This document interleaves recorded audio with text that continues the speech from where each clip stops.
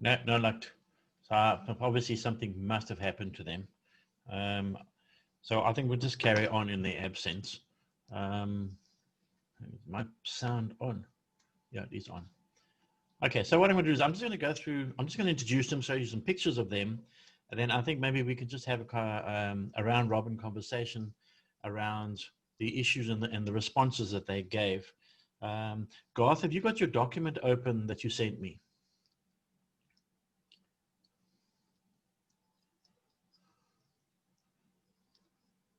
You're on mute, Garth. I don't have it with on screen, Rich. Okay, Simona, Dana, do you have their email open at all? I just want to get their responses. So I'm going to ask the questions. If you could just maybe give their responses, and then maybe as a group we can come up with ideas about how to resolve their business challenge. And then I'll try again after this call to try and get hold of them and maybe just reschedule and ask them to come on. Okay, so let's move to the next slide. Okay, so I've got their responses open on my laptop. Okay, so this coffee shop is called Greeyo. Believe me, I spent an hour this morning on the Spanish pronunciation on Google to try and find out how to pronounce these words. And it's Cuba and Greeyo. There's a very interesting slant on the G in Spanish, so I haven't quite got it right yet, but I hope we get it right. So they're in Salt River, close to Woodstock here in Cape Town. They've been in and around Cape Town since December 2012. So they have about 8 years of history of trading. So they probably have a loyal following with corporates and people coming in the door and people who are joining them on Friday nights and Saturday nights for a bit of salsa and some live music and good Cuban food.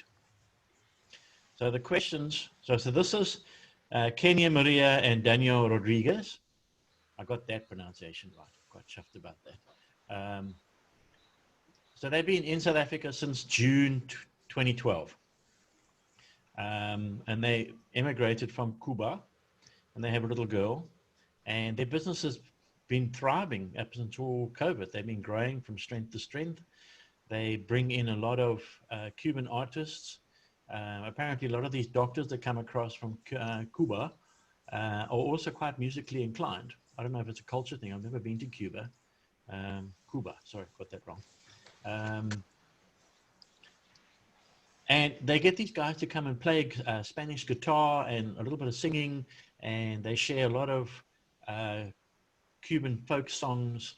I suppose if we heard some of them, we'd probably recognize some of them. But here are the questions. Oh, no, sorry. Let me just get this right. So here's the questions that we normally ask these guys in an email that we sent them. So the first one is that we asked them to explain the history of their business. So Simone, if you could just maybe just read out what they responded to there.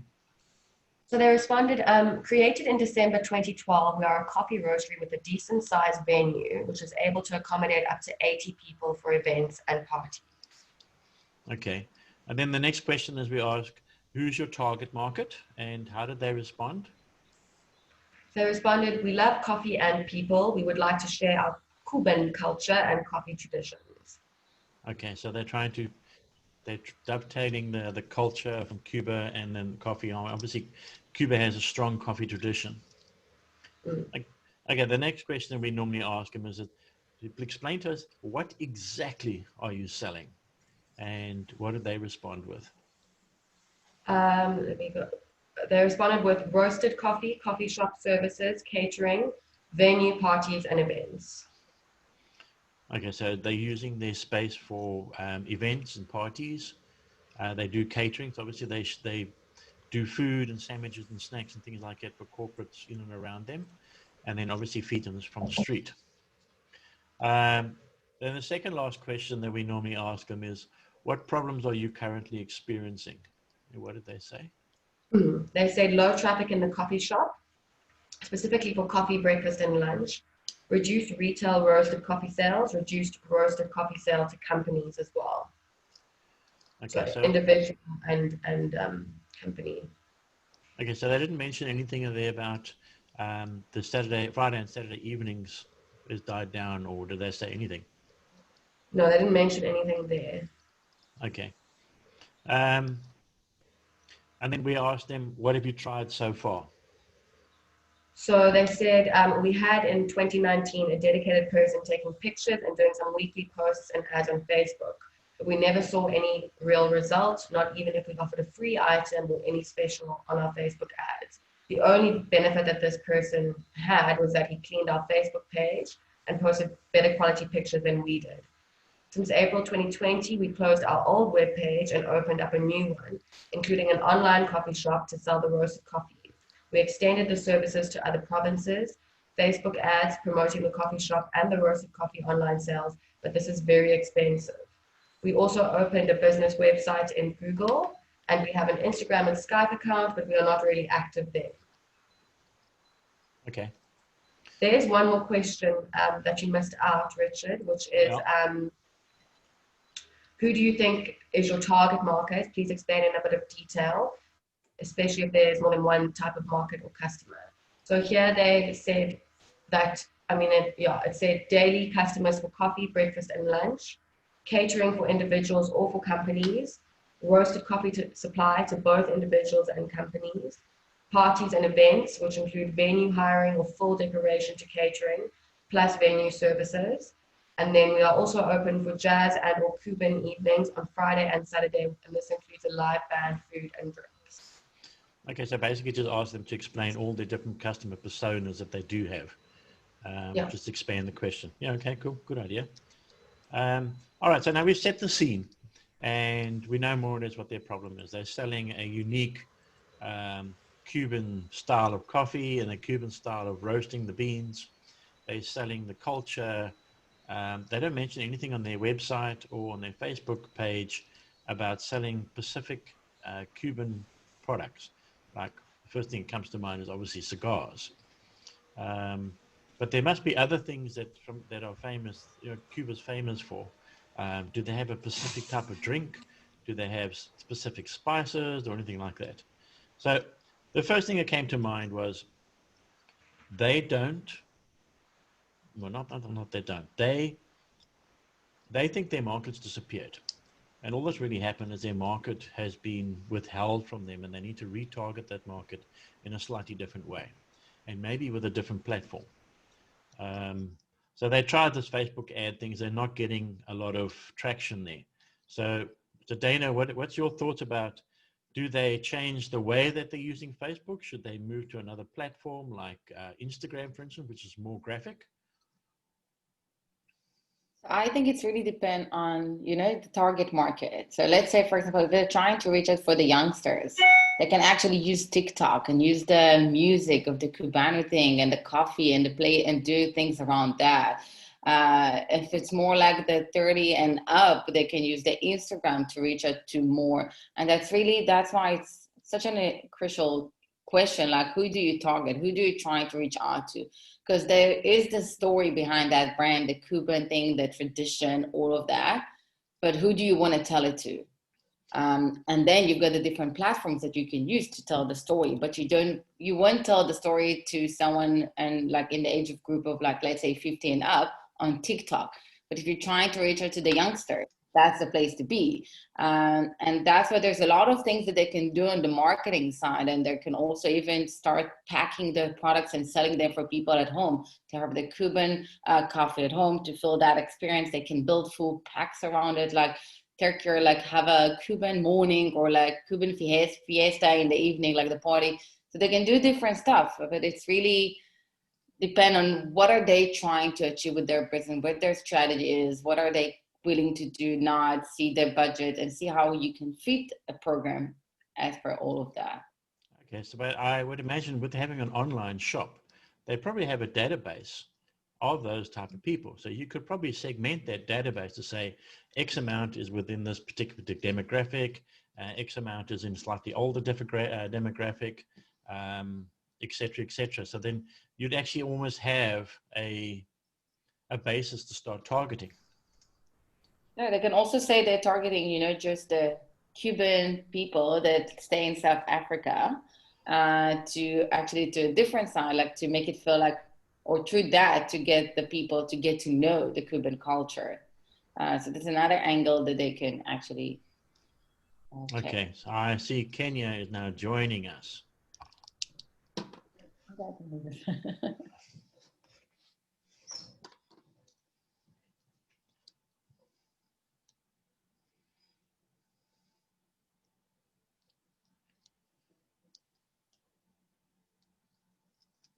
Morning, Kenia.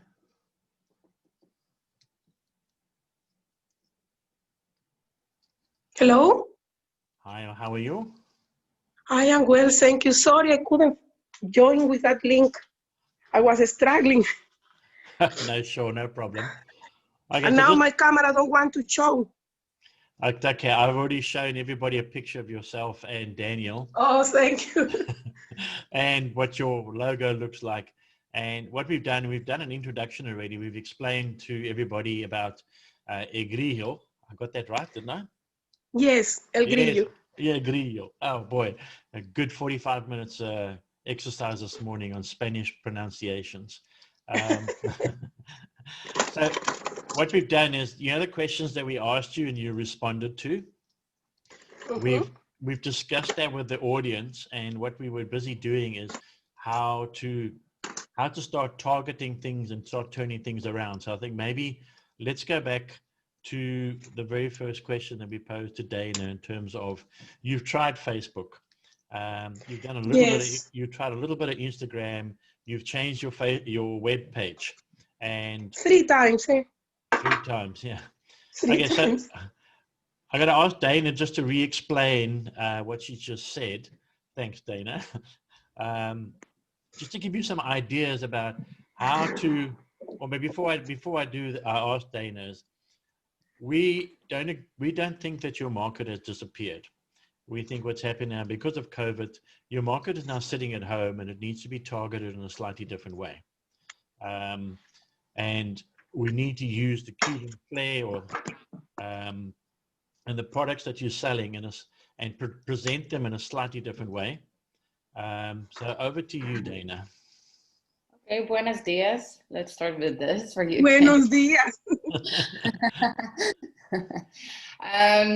So I think, like, one of the things that I'm going to say, it's not that you need to maybe to redefine your target market. Maybe I look at this like this, okay? Maybe discover them from another angle and see, now what happened is that your target market has changed, okay? Not because of the type of people, but their behavior has changed. COVID changed people behavior in general, okay? People do more stuff online. Some people are more afraid to go out and put themselves out there, especially now that, with COVID and everything, like people starting to discover the side effects, like from that. So everyone's got their own type of, behavior, and you need to find a way to reconnect to the target market that you already have, and maybe see what's in common over there and where you can bring your strategy. And what I was saying before you just joined us is that there's a difference between, you've got so many marketing tools to use, so many different platforms for you to use, but it really depends on what's your message and who do you try to pass that message to. And for example, if you're trying to reach out to the youngsters, so you can find them, as I said, on TikTok and do some different fun activities over there with the Cuban music and coffee, and expose them to that. If you're trying to reach out to a different target market, like in the age of 30 and up, and that people that, business entrepreneurs and things like that, you can find them more on Instagram. And that's why it's really important to understand what is the key message that you're taking with your business and who do you try to reach out to. So if you look at the target market that you have now, are they still gonna come, or is something, what if that changing them, that now you can actually adjust things and bring it from a different angle as well? I hope it was clear. No, I really understand. I think we make a broad marketing always, even our menu, and it was not really targeting age. And when I try to do it on Facebook, it looked like I didn't know how to do it. Like I would say, bootlegger open opposite to me 3 years ago or more. I saw sitting there people that I never saw before, and they were there in the area. Then it's a crowd that I never reached. And the other thing is, we are really different. And the way we present our culture not necessarily match. The group of people that is sitting with me is professionals. And they are at the stage where a status is very important for them. Not in my country. We will treat the same everyone, but people get confused with our message. Like it's a down product. I don't know if I can explain myself, but we only noticed out after 3 or 4 years. But some people went and drink my coffee and say, "Abba, your coffee is good, but it's very cheap. I thought it was not a good coffee."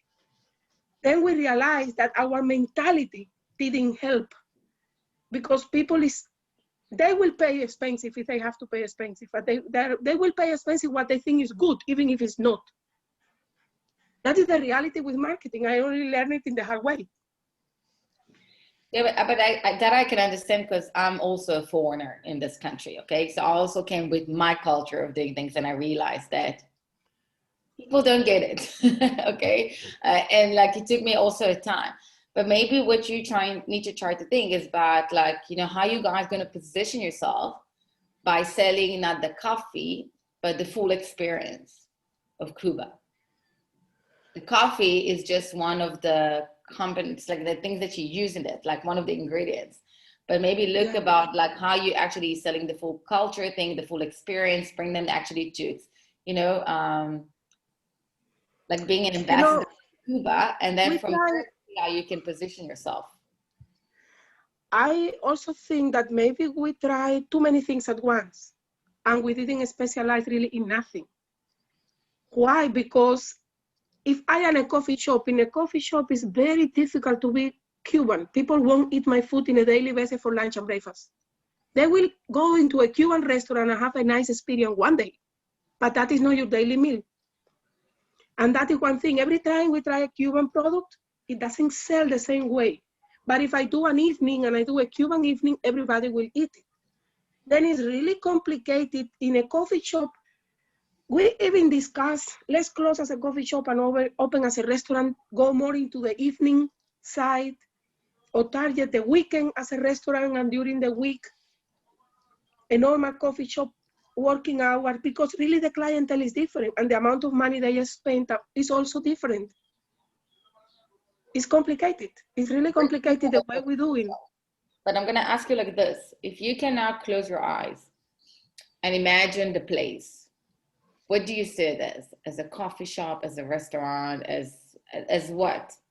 Try to think about where you want it to be, and from there you can start working on how to market yourself and what to do and everything. But that's the thing. I think you were trying to maybe bring the culture in, but it came from like a coffee shop to all over the place, and then there is not really any theme or something that united it. So try to close your eyes for a second and think. And there's no. If you ask me, I will go for an evening restaurant and event. When we do event, people is happy. I have 3 weddings already, parties of all age, 21 party, and people really enjoy. Mm-hmm. My husband, we are 2 in a business. My husband wake up every day 4:30, and he believes that he must be there at 6 selling coffee. 15 or 20 rand coffee, I say, it's not the way. It's not the way. It's not happening now. You know, it's the time has changed. We've been open for 7 years, and that is what we've been doing the last 6 years, because this year is unique. But I think it's time to do it in another way. When we open, we're doing now evening, no parties because people cannot dance, but we open with a limited amount of people. During this COVID time, people go, have a meal and a live band. And it's a hit because people is eager to go out. They want to do something because they've been at home for long.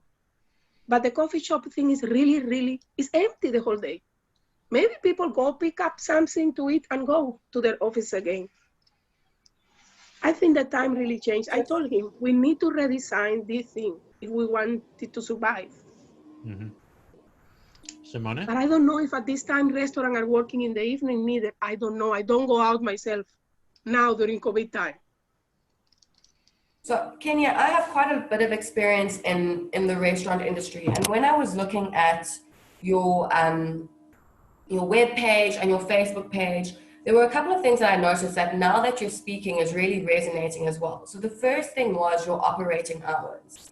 So I see that you're closed on a Sunday. For a coffee shop, you have to be open every day.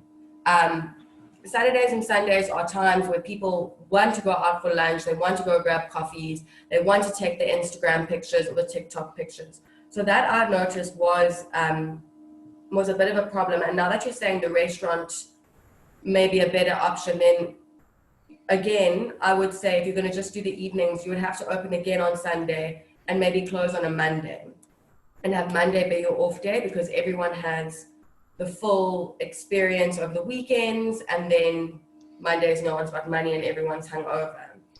The second thing that I wanted to ask you about was your delivery service. Why do you need to order 24 hours before? Oh, no, I didn't change that. That was during the hard COVID lockdown, stage 4, because I couldn't open my shop. I was cooking practically from home. Okay. And people need, because I cannot, now I cook, I prep in advance, but I couldn't do it at that time. Then it was the time that every restaurant will do like that. If you pre-order, I cook for you the next morning, then it's fresh. Okay, you see, that is one of the things.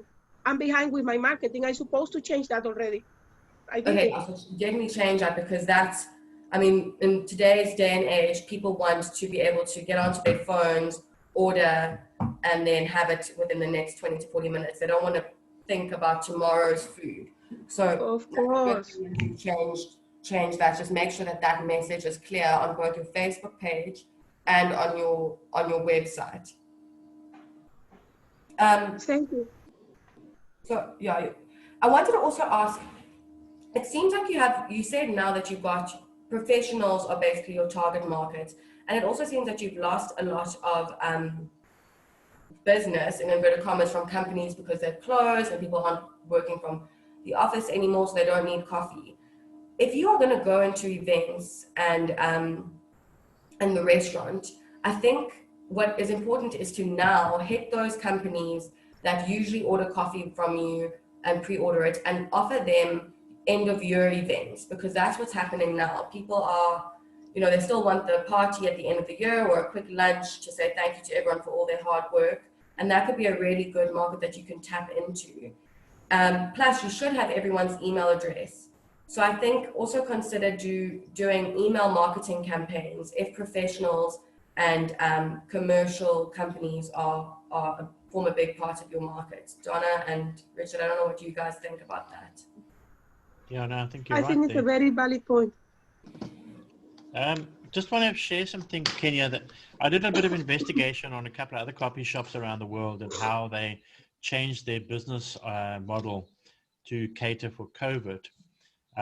Some of them are pretty corny, but there's 7 of them. So a lot of the guys changed coffee shops that were focusing just providing coffee, is they provided this drive-through service. So if there was a pavement outside, they would pre-prepare a bunch of coffees, say 20 or 30 at a time, and let people know that the coffee is brewing and it's ready. It's going to be ready in the next couple of minutes. You can order online via Instagram or one of these through your mobile phone, and then come and pick up the coffee at the curbside. Then the next one was a lot of the guys repositioned their restaurants into mini markets. So they would say, like for instance, last week we had a chap on this call who was selling sourdough from home, and it's sort of growing and growing. And then he's now starting to deliver his sourdough nice and warm to a couple of other delis in and around him as pickup points for online orders. Have you ever thought about maybe repurposing some of the tables in your restaurant during the day, if you're going to keep the coffee shop open, to maybe sell items that people would want to come in to get, and then try and drag some more feet into buying coffee or some other Cuban products? Then what about supplying other small coffee shops with your beans or with your coffee? So you could promote the coffee, the Cuban coffee thing as another line of coffee in other coffee shops that are competing with you in and around your area. The last point, I think I just mentioned a little bit as well, is the pickup point for, say, some artisan bakeries. So if there are some bakeries around you who are struggling for distribution points, or people that you know who are baking bread or making other types of foods, is that they come and fetch it from your shop. So if Daniel is going to go there really early in the morning, that's great for artisan bakers who want to deliver fresh loaves of bread or sourdough or croissants or anything like that early in the morning, and Daniel is already there, is they can come into the shop, and hopefully that'll pick up your feet in the street, is that people will start buying other small things from you. And you can take a small commission from selling other people's products in your store. You know, we've got two other marketing geniuses on our call here, in Kathy and Garth. Have you guys got any ideas? I really would like to say something, because you're all, you started with, hi, Kathy here. I'm another Kathy, but Kathy with a C. You started with the right questions, which is who's your target market. But the target market is not just a type of person. The target market has a mindset and has an unmet need somewhere. And what is that need that they're going to be attracted to your business? And I think that is it people who are looking for a Cuban experience? Is it people who are looking for coffee in the morning? I mean, I think there's a big difference. And trying to get to some kind of insight around what people really want to do or want to have or want to experience will help you to then define your offer. And I think the danger of trying to define your offer before you have an hypothesis of what your consumer wants is risky business, because you might just end up shooting a whole lot of bullets out and not hitting any of the targets. So I think there's a huge, and also for communication, it needs to be something that people will easily resonate with. And I think when Richard introduced the topic and struggled to pronounce the name, you immediately have a problem. If consumers don't associate coffee with Cuba and they don't understand what name means, and they're not walking past like they were in the past, before COVID, you actually have to get them through other means of communication. Your communication needs to appeal to them in a way that they can understand. And I think your success in the parties and events is because people want new experiences, and Cuba is fascinating and they don't know anything about it, and they don't know Cuban, but it sounds like fun. So we'll go and have a fun Cuban evening. But that's not a daily coffee shop thing. They're completely. Yeah, different business. But I would really understand what that insight is before you start to try and define your offer. Even if it's an hypothesis and you can't validate it, just come up with a couple of ideas about what those insights are. Yeah, I think that is a big challenge, you know. And we have our own mindset. We came here already 36, and Cuba really, guys, you cannot imagine how different we are. And not different to South Africa, different to the rest of the world. We've been enclosed. Yeah. We spent a year learning how to get, I am a civil engineer. For me to get a job, took me a year to draw a proper CV. Because what they teach us there is completely opposite to what the world believes. And that happened with the business as well. We don't know how to come across the people. Only when the people mingle with us, they realize what we mean. It's difficult. Kenia, Yes. something both Kathy, Donna, and Richard alluded to was, and even Simone, is that you've been trading for a long time. So you've got a database of people. You've got a contact base. And where I believe the world is today is one has to take your front end opportunity. In other words, what is the consumer, customer, shopper? What do they want? Where I'm going is an experiential Cuban theme. If you were to take that 90-seater restaurant of yours and you were to have big bulk bags of Cuban coffee beans, one from the south of Cuba, one from the east of Cuba, one from, I don't know, wherever else in Cuba, and you offered an assortment or a mix of Cuban bean product for specific flavors, if you combine that with the odd Cuban cigar that was on a counter, if you made a kind of an environment that gives you a Cuban experience. You know, in Cape Town, there are so many vintage car specialists, guys who've got those 1958 Cadillacs and Chef Biscaynes, and I think those kind of cars that only some of us remember. But you know, one of those parked outside your restaurant might just turns people's heads, you know. So you want like a kind of a shopper stopper, but you want to maybe think about creating a deli type environment within your restaurant, and then using your Instagram and your social media platforms to appeal to that segment, to those specific segments of your database. And you've got a product range, you've got a menu, you know, you've got a lot that you can pre-package and pre-offer, even though I know you want to bake your stuff and people want the stuff fresh.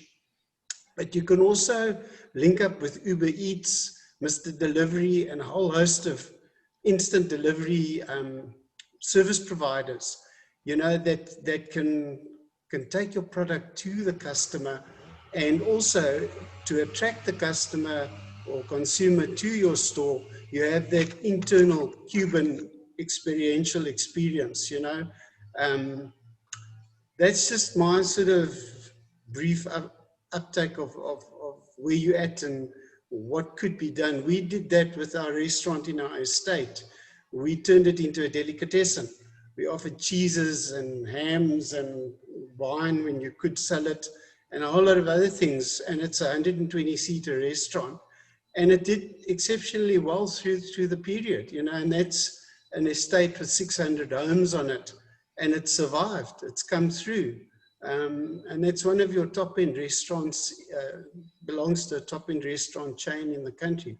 But you can capitalize on that Cuban experience. And just something else on a macro level, Cuba is very well in our ANC circles. Cuba is a big friend. And there's a lot of, you know, Cuba was there to support the struggle years ago, and people haven't forgotten that. So if you want to slightly deviate in your target market, look at the top end of those ANC structures. Look at the top end of your, you know, your decision makers, and create that appeal.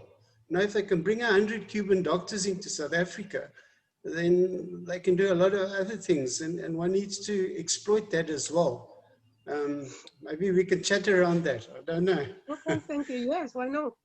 I think if I'll take like what everyone is talking about, and I'll take it from the beginning. When you start with a brand, there is always a story behind it, because that's what a brand, right? That's a story. And you got a story. I know Cuba is on my bucket list. So I know this is the first place I actually want to go to before the US gonna destroy it. But, you know, but that's the thing. You've got that power in you. So you need to decide what's the story you want to tell. And from there to understand, and I know you have a data list and everything, put it aside for a second, okay? There's an opportunity for you now to actually start from, maybe call it scratch, but it's not like exactly, you know, start to understand, okay, who do you really trying to reach out to, okay? The people you're trying to reach out to, and tell them the story. They're experiencing some problem, they have a certain need. What is that, okay? What is that they're experiencing that you can come with a solution, that you can actually tell them the story and they can actually understand it and relate to this. All the different examples here that people will give you, you know, it's one way to deliver it, okay? To execute the ideas and put it out there and share the story. And for example, if I just look at your Instagram, which is not really active, but you still put a link in the website, and your for example, your Facebook, there's not a story. There's nothing really there that like tells me, oh wow, like that's a place. And you know what, for me, I can understand about the name, but maybe because I do speak Spanish, I can understand. And some people, you got different names, and I came here and there's a lot of stuff in Afrikaans that I'm learning and stuff, but there's something about a certain vibe that you get. and the vibe and what you're trying to sell. So it's not really clear. It's a coffee shop, it's like a restaurant, what is it? It's like online. I think you got like, you're kind of trying to be everything to everyone instead of actually niching yourself to a certain crowd of people. It doesn't mean that other people will see it. And I'll give from a different example. If my target market is females, but then a guy will come to me and say, I want your service, I'm not going to say no.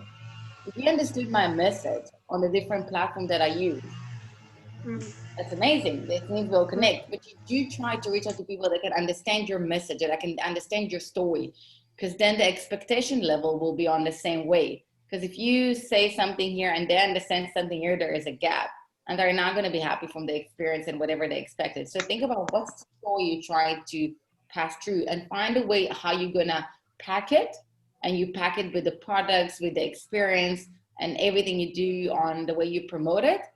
And then from like, try to imagine that in your head. And then from that, try to understand who are the people that will actually benefit the most out of it. Who are those people that can enjoy out of it and benefit? So that's the angle I would take it. Yeah. I think the main problem is to define where we're going to go. Is to really redefine us. That's the whole thing. And even if we have to divide in the same venue because it's big, maybe we can have two different things going on. I have a friend that created 2 million restaurant in your book, didn't work, and she made 2 from in the same place. And she's owner of both. Maybe during the day something operates and my Greeyo thing is just in the evening. If I do my event and my parties and my restaurant going on, because during the day really it's not experience. I don't know. I have to sit and. But all what you guys saying makes sense. Sorry? I'm going to interrupt you for a second because I really think you need to niche yourself. Okay, a place can still be a coffee place in the morning and a party place at night. You can have it, but it can be like this if there's a certain theme, a certain story behind it that goes with this. Okay, so you can say you come to my place, you actually come to Cuba, and that's the vibe and everything. So if you want to have a coffee morning, like the morning in a Cuba, come to here. Lunchtime, do it like Cuban and things, like, you know, have it like in different, you can still do it, but try to really niche yourself. And I think that's what's happening. You really lost in what you're trying to put out there. And you're now kind of on I'll call it a survival mode, and you're not really sure, and you try, maybe I'll do this, maybe I'll do that. No, niche yourself. And that's what happened for a lot of business. So if you can try to niche your message, like get the message very clear and accurate, and get your target market very niche, you're going to see the difference automatically. Yeah. Yeah. I think that would also probably go a long way in breaking down communication gaps between the different cultures. Is that worldwide, Cuba is known as a warm and friendly bunch of people, regardless of the past. And by studying your story and niching what your brand is actually all about, it's about you and Daniel and Cuba. But it's more about you and Daniel. And, you know, the Cuban culture is just in the background. That's who you are, it's where you come from, it's what your base is, your foundation. But it's about the two of you. Believe me, I also wasn't born in this country, and when I came here, luckily the first thing I ever got was an Afrikaans girlfriend, and she explained to me nicely what Afrikaans culture is actually all about. And when you get down to the bottom of it, like, they're a warm, friendly, courteous bunch of people, and they're like every other race on earth. They have the bad guys, they have the good guys, but there's nothing that makes them stand out as bad people, or you know, everybody's stubborn, everybody has got a hard side and a soft side and everything else. But just right, it's about understanding how to get through to them. Kathy Mann, do you have any skills about breaking down communication barriers? Because I saw in your bio that you are very good at inspiring people and de-stressing people. I'm not much of an expert in terms of branding like the people on this meeting, but I think what's really beautiful about the location and the offering is that authenticity. I'm a big fan of authenticity, And as someone who would be a customer if I lived in the city, I think that culture is absolutely beautiful. You know, a white English-speaking South African, I think the culture is very boring. There's not much that we can kind of connect to. But when you go into a venue that feels rich in culture and there's a beautiful story behind them and they're so authentically Cuban, I think that's where the beauty lies. That's a tremendous gift. And I think if they can bring that through in their messaging and their social media, I think that there will be more people that are drawn to the location and the products. That's kind of all I really had to contribute. I think you summed it up quite nicely, yeah. So, because people buy from people, and we need to remember this. And people buy because they feel a connection to you. And as you said, when they come to the place and they get to know you, they automatically, you know, have this connection. You get that vibe. But that vibe also needs to come around in every little thing you do with your brand. And it's not coming just by looking at your website. I don't get fully that vibe. Your actually website is very modern. And I would take it even more on the make it a feel and look of Cuba, and not like Cuba with the US in it style. I'm sorry, I'm Israeli, so I'm very straightforward, and that's me. But even like on the Instagram, you need to make it active. You need to have the sounds, the music, you know, share it, tell it. People want to know. People, you know, just see it from the movies and stuff like this. All of that experience and all that story about who you are, even put behind the scenes, share pictures of you guys, you making the food, for example, and that's good to the authenticity. Yes, I said it. But, you know, be yourself, share it, put it out there. Don't be afraid to, you know, even like you want to, and the nice thing about social media is that, for example, you're not sure what to do with the place and you have your target and you have the people followers, ask them, what do you prefer to eat for Tuesday? That dish or that dish, get them to vote. Get them be part of it, involve them, engage with them. That's going to help you also get people to even come more and be more and connect to you more. It's all about relationships. Yeah, I think, Dana, if I take a leaf out of Simona's book, is that her dad's got a restaurant here in Stellenbosch, an Italian restaurant. And when you walk in there, within 5 steps of you stepping into the place, you know this is an Italian restaurant. It's the way that you're greeted. You see the pictures on the walls. You see the Italian flag. It's all about soccer. And you know there's lots of pasta and pizza and everything else. But you immediately get the vibe. And then you get the authenticity of, here's Dom. This is Simona's father now. He walks forward. He's got the biggest hands I've ever seen on a man, you know. And he shakes your hand. You've got to put both your hands into his hand just to shake his hand. But when you start talking to him, the authenticity comes through. You can see this is a typical Italian when you chat to him. And you get that authenticity. And I think the message to you, Kenia, to you and Daniel is the authenticity around the two of you, and don't lose your Cuban culture. When we look on the internet at pictures of Cuba, we look at old American cars and palm trees and Cuban cigars and great coffee, you know, and good food. And maybe that's what you should be building your brand around and re-attract people through that.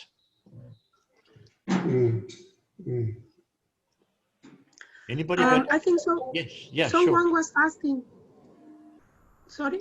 No, go ahead, go ahead. Someone was asking what are the business around. Mainly, they are young designers. There are a few retail shops, but mainly it's offices with IT people, web designers, and they were my client for catering every day. Our coffee, they will take it from us and use it in our coffee, in their business. We will cook for them. They will come for us for meetings and have lunch. And that was our main clientele. It's a lot of business around. That is what also the working hours. 3 o'clock, that street is dead. No one is there. Sunday is dead. But if you create experience, people will go if you do the right marketing. I'm not scared to open in a Sunday, but I must be doing the marketing because nobody want to walk in. It's a cul-de-sac road, and only you will find people that walk around. And on Sundays, is no one. That is mainly. Yeah, that's why you close on a Sunday. Yeah. Yes, because there's no one around. Yeah, well, maybe you take your market to another part of Cape Town, go to the market or at the waterfront, or the one at, where's the test kitchen? The old biscuit mill. You know, those type of markets. So you continuously are portraying your brand.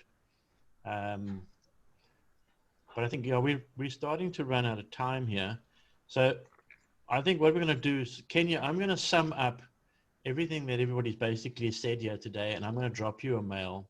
I'm going to leave everybody's contact details, and you're more than welcome to contact all of us. I'm going to follow up with you again on Monday, just to discuss a few of these things. But you're more than welcome to chat to Dana or to Simona or Garth or Kathy or myself, and the other Kathy with a K. You know, and Adolf. Okay, I see. Yeah, he's still on the call there. I will drop everybody's contact details, and you're more than welcome to reach out and engage directly with any of the people on the call. You can see a lot of the guys are marketing and branding and PR and communication specialists, far more than I am. I'm probably the only dumb one here. Oh, look at the faces I'm getting. Yeah. But I will follow up with yourself and Daniel on Monday and see how you guys are doing, and gives you a couple of days just to absorb the things that we've shared with you and see what sticks. And maybe if we have to have a follow-up one-on-one session, and we can just brainstorm and just narrow it down and become laser focused on what you're looking to do and how you want to turn things around. So did that help you at all, Kenia? Well, yes, and I'm really grateful that all of you take the time to discuss my business. Really appreciate it. No, thank you. That's what we're here for. Thank you very much. Wonderful. Okay, guys, we're going to wrap it up now. It is freezing cold here in Cape Town. I don't know why. Dana, you're sitting there with a shirt, this top on. I mean, it's insane. Yeah, but I'm always like that because, I don't know, this side is always warm, so I'm not complaining. Oh, no, it's cold here at the moment. But the weekend apparently is going to be very nice. So hopefully summer now starting to come back, and Jack Frost has sort of retreated into where you should go to. Guys, I hope you have a really, really good weekend, and have a good one. And until next week, we'll chat later. Okay, bye everybody. Cheers, eh? Bye-bye. Bye, thank Bye. you. Good weekend.